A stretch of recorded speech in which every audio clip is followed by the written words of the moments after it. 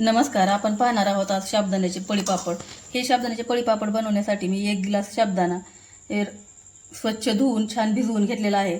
साबुदाणा स्वच्छ धुतल्याच्या नंतर या गिलासाने मी 1 गिलास साबुदाणा घेतला होता, तर याच गिलासाने 1 गिलास पाणी टाकून हा साबुदाणा भिजायला ठेवला होता. 5-6 तास ही साबुदाणा भिजलेला आहे. तुम्ही बघू शकता किती छान हा साबुदाणा भिजलाय.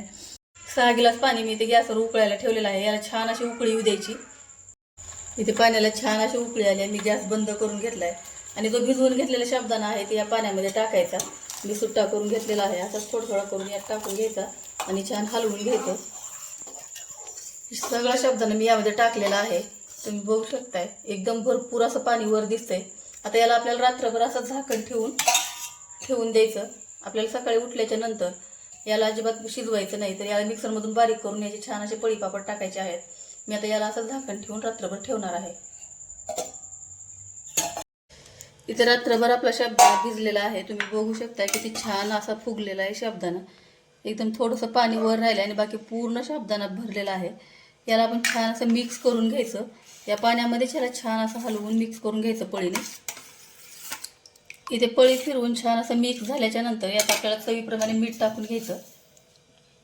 इथे मी चवीप्रमाणे मीठ टाकून घेतलेलं आहे. आता हे आपल्याला मिक्सरच्या भांड्यामध्ये घेऊन थोडं बारीक करून घ्यायचं आहे. इथे अशा पद्धतीने मी हा साबुदाणा बारीक करून घेतलेला आहे. तुम्हाला मी पळीमध्ये घेऊन दाखवते. पाहू शकता की ते एकसारखं हे साबुदाण्याचं पीठ झालेलं आहे. आपल्याला असंच पाहिजे. याच्यासाठी आपण 1 ग्लास साबुदाण्यासाठी टोटल 6 ग्लास पाणी वापरलेलं आहे. 1 ग्लास साबुदाणा हा धुवून भिजवते वेळेस आणि 5 ग्लास हे गरम करून टाकलेला आहे. तर अशाच पद्धतीने मी सर्व साबुदाणा हा बारीक करून घेणार आहे.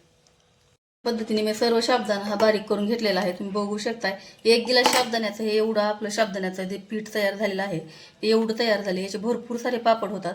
आपल्याला आता हे लगेच आपल्याला हे पळीने आपल्याला पापड उन्हामध्ये टाकून घ्यायचे आहे. हे फॅनच्या हवेखाली सुद्धा सुकतात. याला काहीच अडचण येत नाही. पन्नी आतरून घेतलेली आहे. बेडशीट टाकून त्याच्यावर पन्नी आतरून घेतली.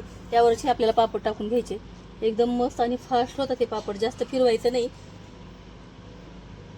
अशा पद्धतीने सर्व पापड मी टाकून घेणार आहे.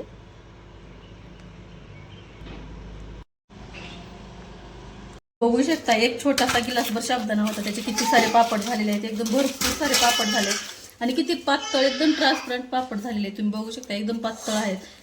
साबुदाणा शिजवण्याचा अजिबात झंझट नाही. अगदी झटपट होणारे पापड आहेत. अगदी 10 मिनिटांमध्ये किती आपण पापड बनवू शकतो. आता पापड एकदम छान असे झालेले आहेत. तर मी आता तळून पण दाखवते तुम्हाला. तळल्यानंतर ते किती फुगतो हा पण पाहून घ्या. इथे तेल गरम झालेलं आहे. यातच मी आता पापड टाकून तळून दाखवणार आहे तुम्हाला. बघू शकता की ते टाकल्या एकदम भरकन असा पापड तळून तयार होत आहे. एकदम मस्त असा पापड फुगलेला आहे. तुम्ही बघू शकता किती छोटासा पापड टाकलाय आणि किती मोठा पापड झालाय आणि एकदम पातळ आहे. सगळं एकनेक पापड एकदम छान फुगायला लागला. असेच तुम्हाला काही पापड मी तळून दाखवते.